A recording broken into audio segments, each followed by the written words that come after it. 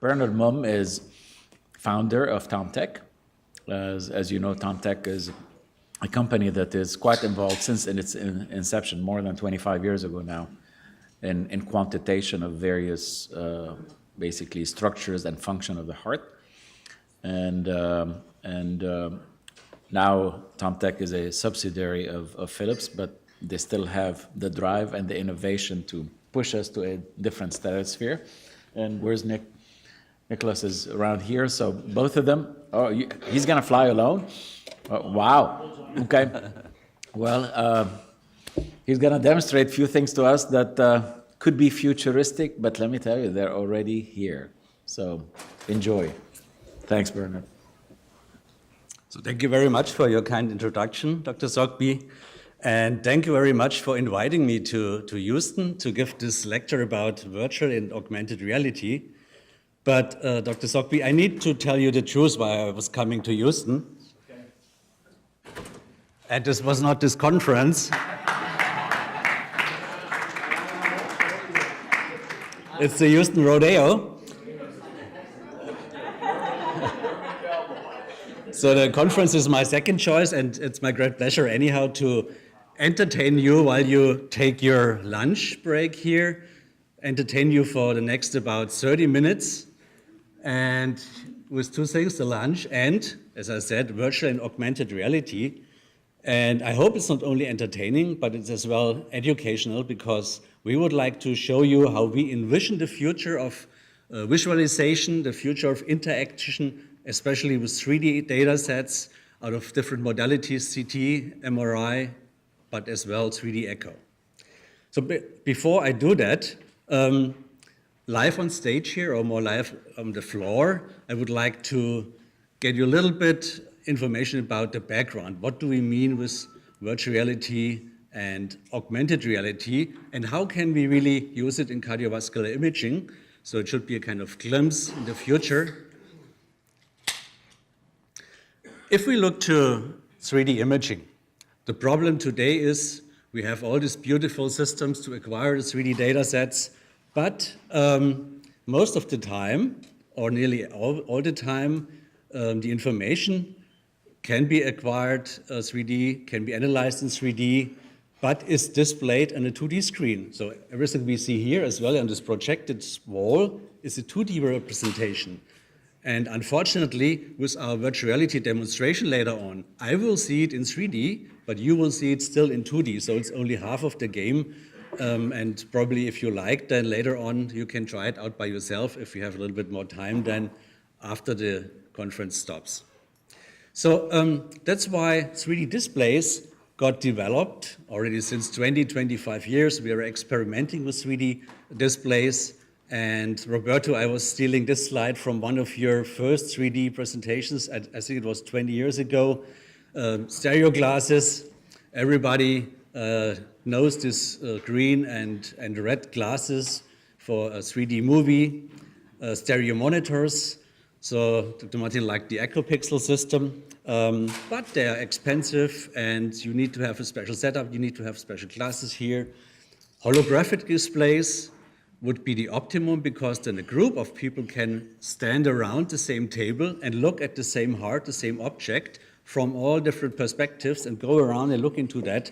Anyhow, I believe the quality is not good today, probably in the future, and it's as well quite expensive.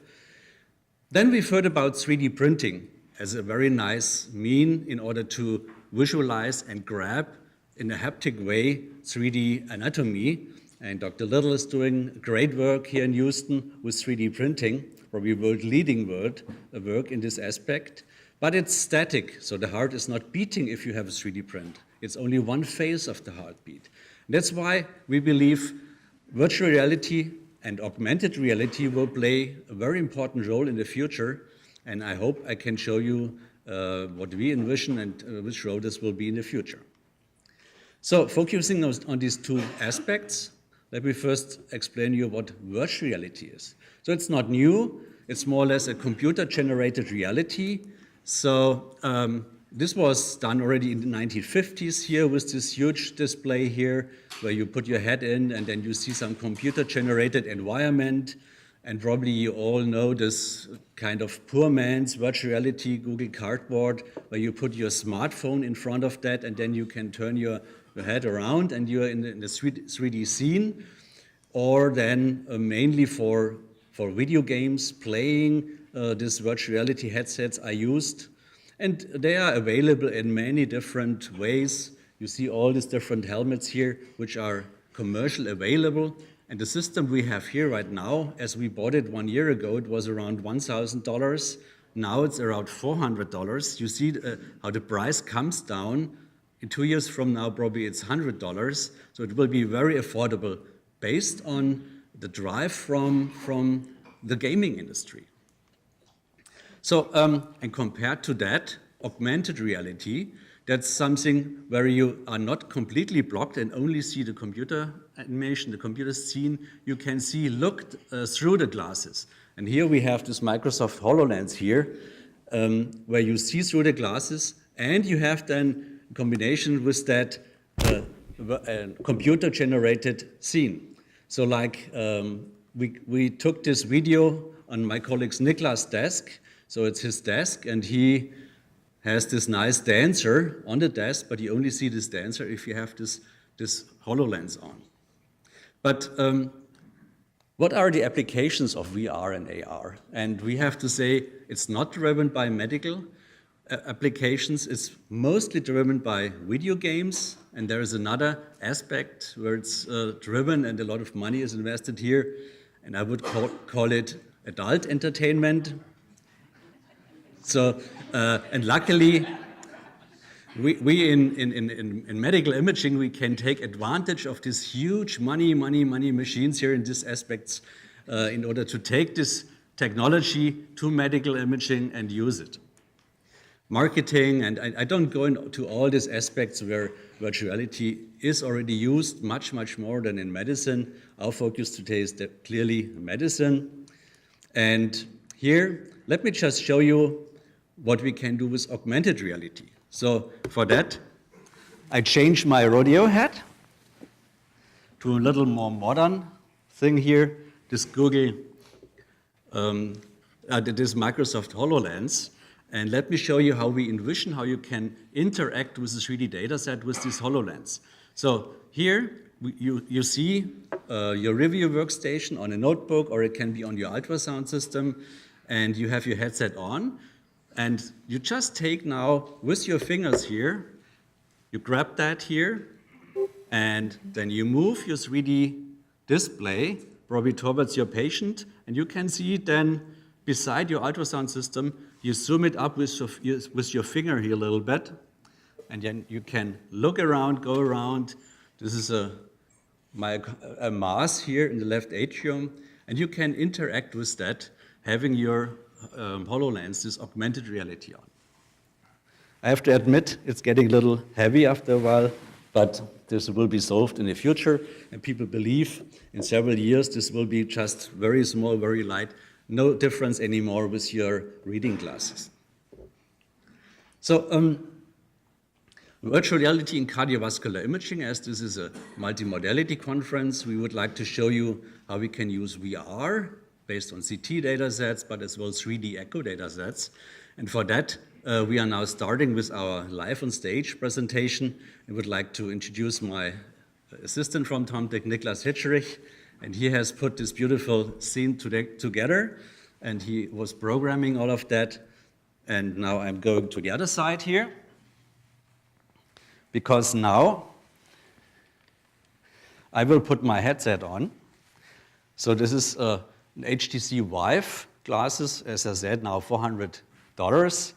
And we have two sensors here on two sides of the stage here, which are recording my movement and the movement of my head. And then you will see exactly what I see, but I see it in 3 dimensions. You will only see it in 2 dimensions here on this screen. And then I have a hand controller here. And with this hand controller, I can grab objects and grab things, grab the heart and rotate it. So Niklas, can you hold it for a second? So, Randy, if I'm coming too close, falling on your knees, let me know. Don't put the hand controller on. So Niklas was the hand controller. So you know I don't see you anymore, but Niklas, what we do here now is we start here at the Methodist Research Institute, and from here we prepared a nice orbit station for you. And so we need to fly up to this orbit station where we show you then some virtual reality features. So we go up here, across this new building, up into the sky, like Superman.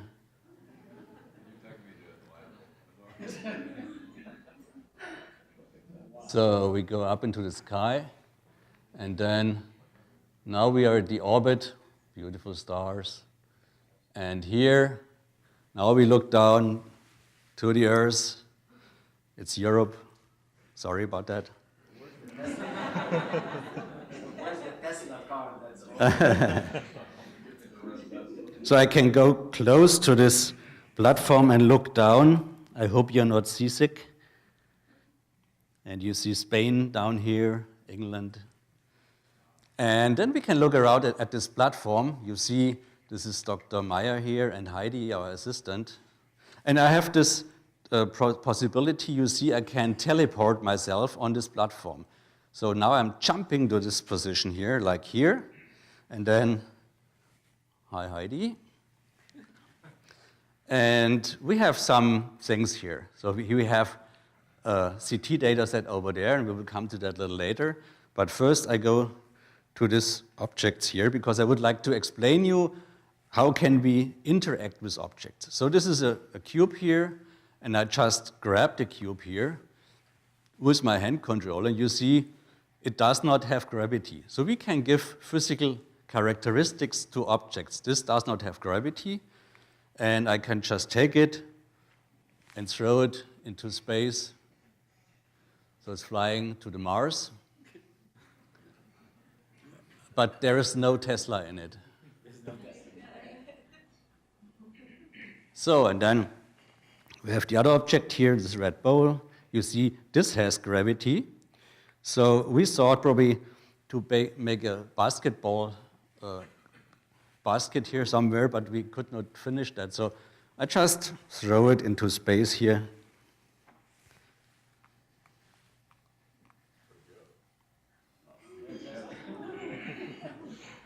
So it's going down. And this object as well has gravity. So it's falling down, and we throw it as well down here. So we cleaned it up a little bit here. So I don't jump. So now I teleport myself to this CT data set. So, and I grab it in the same way. And you see from the back side, we rotate that a little bit. And we have it now in front of us. I can go around here. You see the aorta and coronary artery going out of the aorta here. Here is the right ventricle. So I can really look around here. Left ventricle. But it's a little too small. So what we do here is like that. I go a little back here. Otherwise the heart hits me.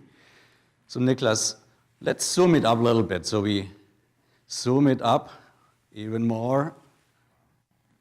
I think that's enough, yeah. And then I can grab it. Want your headlight? Give me a headlight, yeah. Because now I literally walk into the left ventricle. So I go in here through the ribs, and now this is the apex. Okay. I'm now in the left ventricle. Trickle. Do you see Dr. Mitchell's finger? And Yeah, you see your finger. yeah, so I have a hand here, and you see the papillary muscles here. And as I said, I see it really very nicely three-dimensional. You only see it on this flat screen. And over there, you see a mitral valve, and this is a Hancock 2 valve. Actually, this was a female patient, not very old, I think 38 years old, and she got this Hancock 2 valve surgically implanted. And after that, she always had big problems. She could not run, she could not walk, She had breathing problems, and nobody could figure it out at the beginning. So after this CT, and now putting my head in, I think everybody of you can easily see the problem here. So I go a little closer. Not too close. Not too close. Is there something in front of me? Yeah. Okay, so I can go back here. So go back a little bit. So you see here, this is a Hancock 2 valve, and it has 1, 2, 3 struts, and this strut is partly occluding the left ventricular outflow tract. So here's the aorta, and this is one strut of the Hancock 2 valve. And now I just walk through this opened Hancock 2 valve into the left atrium. Now I'm with my head in the left atrium. You see here the ostium of the pulmonary veins in the left atrium, like in the cave. I rotate, turn around, and up there's the left atrial appendage. You see that here? So it's a little bit too high for me. And now we can do a nice measurement in 3D. So let me go up there and make, oops. No, let me take that back. So restart here. So I can really look around and measure, probably for a left atrial appendage closure device, Watchman device, whatever, the area here. And you see now the area in square centimeters. And you see how easy it is now to make a very precise measurement in 3D out of this left atrial appendage. So now here's my surgical view on this Hancock 2 valve. And I go through that again, and I look down into the apex of the left ventricle. I move here in, and then turn my head. And now we see again this partly occluding strut of the LV outflow tract. But now, by the way, we tried to get a wireless helmet, but it couldn't deliver it in time, so I still have this cable. But in next week, then basically this is already without the cable. So I put my head into the aorta here, and what we see here is the ostium of the coronary into the aorta. And in one presentation just before, we have seen we would like to measure the coronary height here. So that's what I can do here now. So from like here to the aortic rim, and we see here 33 millimeter. And I'm really in this object and can do these measurements very precisely in this way. So what I do here, I walk out of the aorta. Niklas, I can walk? Watch out. Okay, so go a little back here. And then I'm out. So, Niklas, we would like to get a better view how a Hancock 2 valve really looks like. Can you give me some images here? Okay. What happened with Heidi?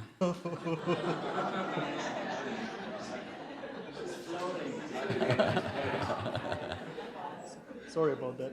Sorry about that. So yeah.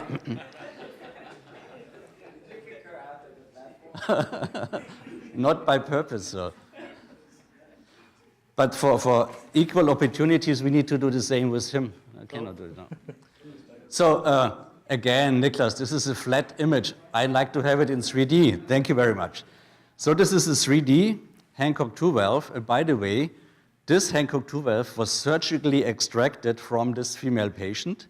And then we put it into a micro CT scanner. So it's really the valve which you have seen before in the CT data set. I can now really take that and look at it and rotate it and even go around it here and see. Probably it was this strut here, which was partly occluding the LV outflow tract. So now we have a different possibility to interact with the CT data set, and for that, oops, let me make it a little smaller. So let me go closer to here. Because now we have this cutting plane, so that's okay. So I grab the cutting plane here, and you see I can now, instead of putting my head in, just take away structures here with this cutting plane. So like if I like to see this distance, I measured in the aorta here. So I have this cutting plane. I look now from this coronary ostium down to the aortic annulus. We know it's not the real annulus, but this structure here. Or I can take then the cutting plane and make a kind of long axis of the ventricle here. You see a little more the papillary muscles. A foreshortened view, we clearly see that here. So we really go to the apex here. A little better. Now this probably would be the best long axis view here. Papillaries, this Hancock 2 valve, and this strut. All right, enough with this CT data set. Probably I show you now the left atrial appendage from the outside. You see that here, because before I've made this measurement of the orifice of the LAA here, and I can even approach that from the outside here. So very easy to understand your anatomy. But we can do that as well, not only with CT, but as well with echo. And for that, I teleport me to this podium here, because here now we have exactly the same data set, the same patient, the Hancock 2 valve, occluding the atrial tract, and I can take this 3D TE data set and look at that from the left atrial side and rotate it here. And that's exactly the view now. This strut is partly occluding the LV outflow tract seen in 3D TE. Here, that's another example of a 3D TE case, and you've seen that before with augmented reality. It's a mass in the left atrium. It's a myxoma, and I can really put my head into that and see if I can visualize the attachment of the mass here. And I could do measurements and things like that. The third case we have here is from Dr. Lang here, and I can take it as well and look at it. It's a cleft mitral valve based on this 3D TE data set visualized here. And as you see, I don't need to navigate on the computer. I just move my head, get closer, can visualize that, and make measurements. So I think enough on this platform. So, because now we would like to show you how we envision the desktop of the cardiac, the future in cardiology. And for that, now I am jumping down to earth. So from this platform, we fly down to Munich, where Tomtic is located. And we go there. By the way, practicing here, I got seasick. So go down here, and then this is our office building here. So we go down there, and then we get into our virtual reality room in our office here. And here we are, and here you see this desktop of the future in cardiology. Here on this side, we have our database on which we can select studies. In the middle, we have a kind of information screen where we see this Hancock 2 valve. And on the right side, we have now a kind of virtual reality Skype where we can call somebody like Professor Lang in Chicago, and we are doing that in a collaborative project. He has the same headset we have, and we can then be in the same scene, the same virtual reality scene, looking at the same heart, both having these helmets on. And what else do we have here? So this is a kind of simulation of a heart. And I can look around here, stay here. So let me go to the desk here. And what I have here is now a kind of 3D print of the same study I've shown you on the space station. this Hancock 2 valve, and you see here this strut now, partly occluding the LV outflow tract, like a 3D print. And we could print it as well. We have printed that. And then the 3D print can be used as well for a kind of communication tool with somebody else. So I hope what I would like to do is I like to call Dr. Pendian here in Boston, and I hope he's awake at mid. So let's see if he's... Hello, Ned. How are you doing? Hi, Bernhard. Good to see you. How are you? I'm doing very fine, Ned. Ned, I have a very interesting case with you. I'm just sitting in my virtual reality desktop here. You mean a case of wine? No, a case of wine. We will come to that later. Oh, I see. No, a real clinical case. Okay. It's a Hancock 2 valve. Okay. And one strut of this Hancock 2 valves is occluding left ventricular outflow tract. And I know you like to take things with your hands. Right. So let me just give you a 3D print of this structure.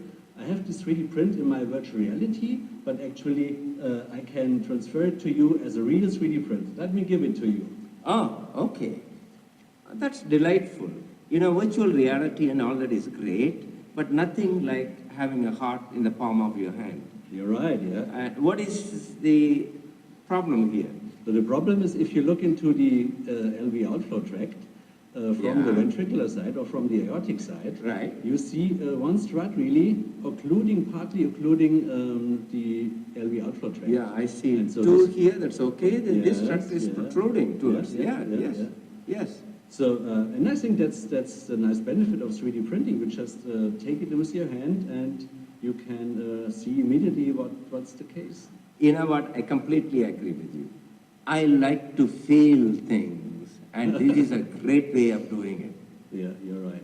And I know you like to feel things, and I would like to thank you very much. So I like to have a toast with you with a good glass of Italian wine. I have this bottle of Italian wine here with me, and let's have a toast, Ned, and take a glass Okay. of wine. Oh, that's wonderful. Yeah. Thank you, And Bernhard. Cheers. Cheers. You're really a nice guy.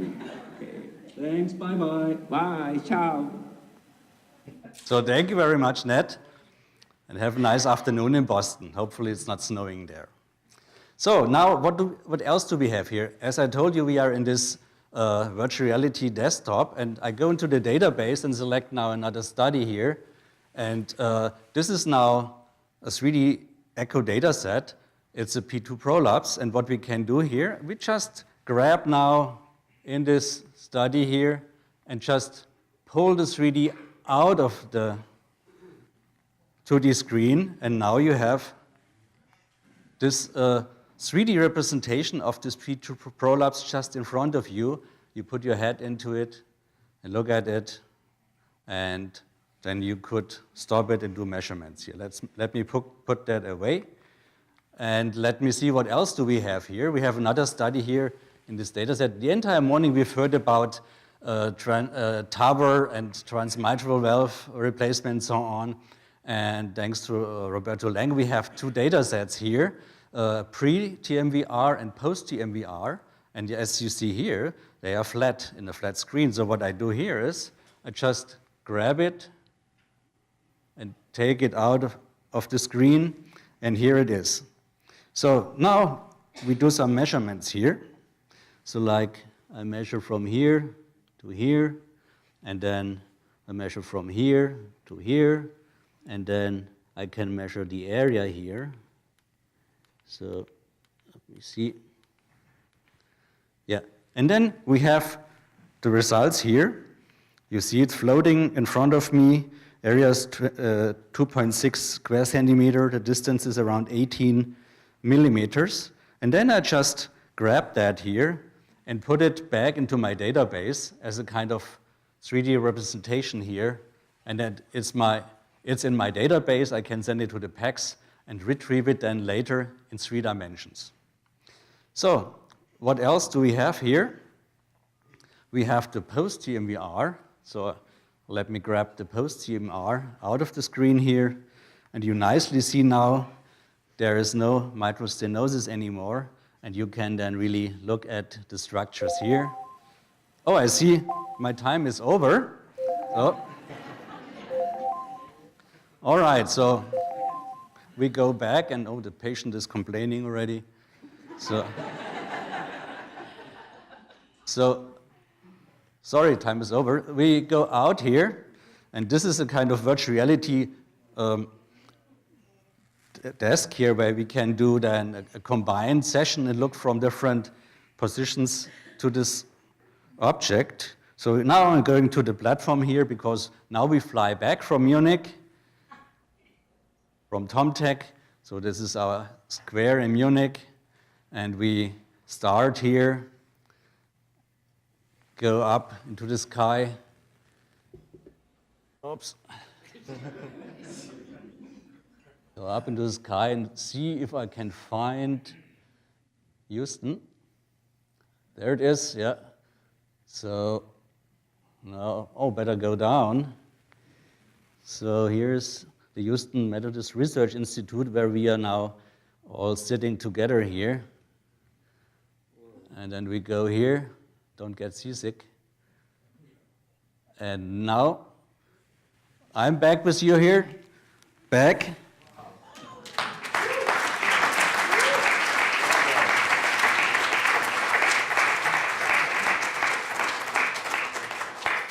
So and I hope I could show you that this is really entertaining, but I hope you could as well see the clinical impact it will have in the future and how easy it will be to interact with 3D data sets from different modalities with this new technology. And if there's no cable anymore, if the glasses are just like your glasses, this will then be really a very useful tool in the future. So thank you very much for your attention.